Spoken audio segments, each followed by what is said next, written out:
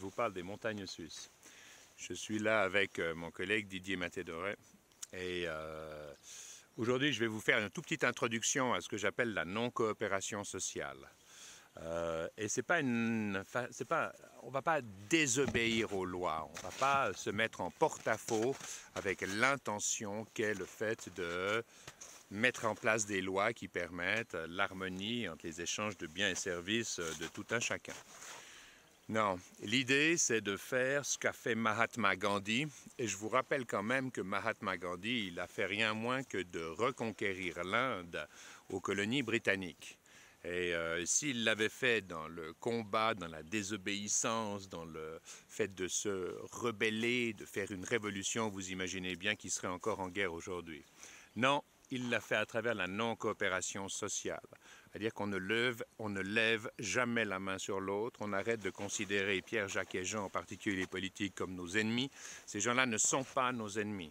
Ils sont les gens à qui il faut donner un nouvel angle de vue, une nouvelle mission, pour qu'ils puissent enfin délivrer ce pourquoi ils sont élus, à savoir organiser comme je dis, coopération, organiser l'harmonie entre les échanges de biens, de services, d'idées à une échelle planétaire.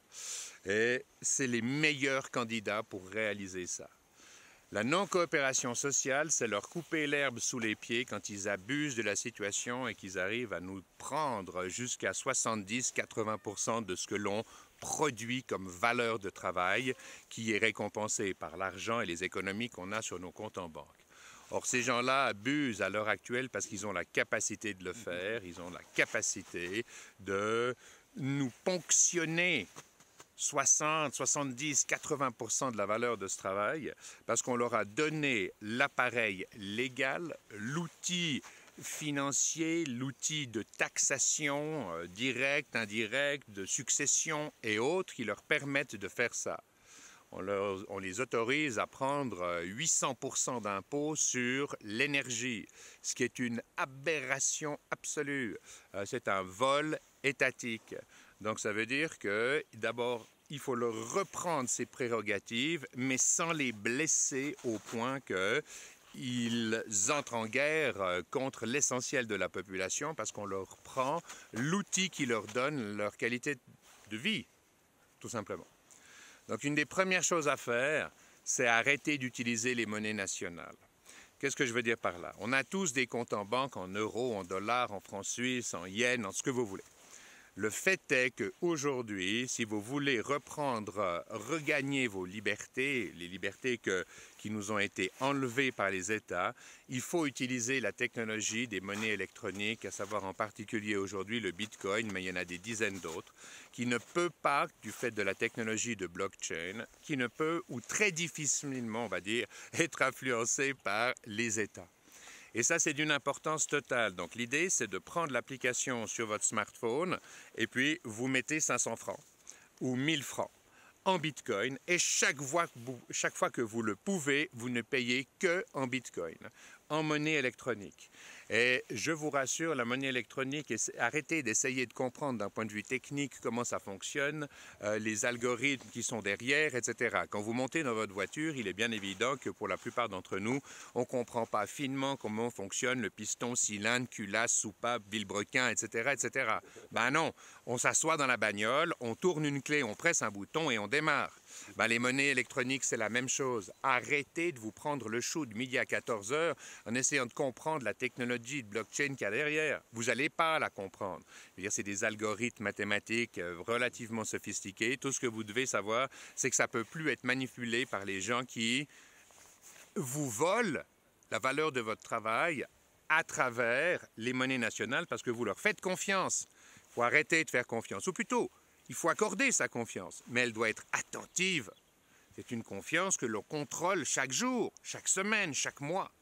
Et dès qu'elle est plus justifiée, il faut passer à autre chose. Donc la non-coopération sociale, c'est d'utiliser du Bitcoin et des monnaies électroniques parce que le jour où il y aura d'évaluation, vous imaginez bien qu'en Bitcoin, il n'y aura pas d'évaluation, il y aura appréciation de la masse monétaire que vous aurez convertie en Bitcoin. C'est une évidence.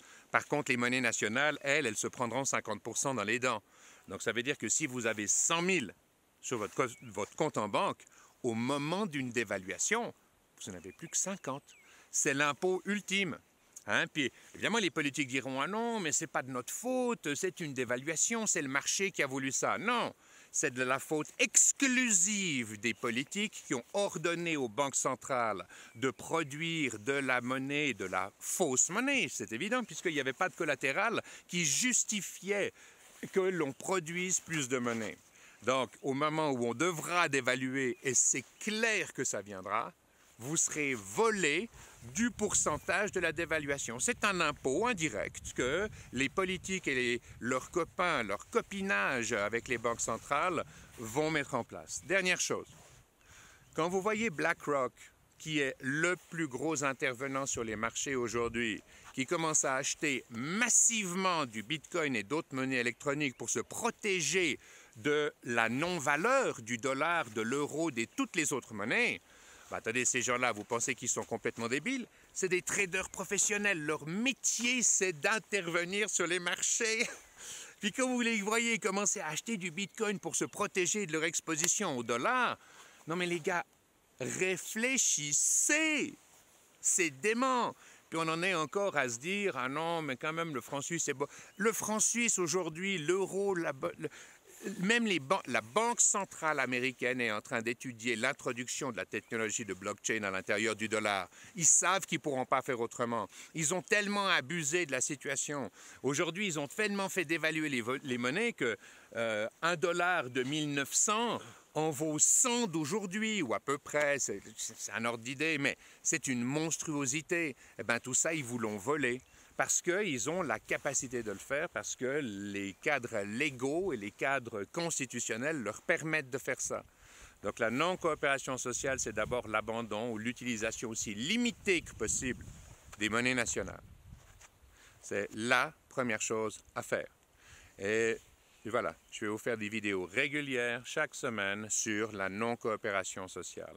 Et le but, encore une fois, c'est de rester dans un système harmonieux, tant au niveau légal, constitutionnel et autres, mais on doit commencer à avoir le courage de demander ce qui est dans l'intérêt de l'ensemble des communautés que nous formons à la surface de la planète. Rappelez-vous bien, non-coopération sociale. Mahatma Gandhi, il a reconquis l'Indo-Britannique en faisant ça. Rien moins. C'est un moteur d'une puissance totale et on va l'utiliser. Je vous remercie pour votre aimable attention. Paix à vous, paix à tous les citoyens de cette planète. Peace out.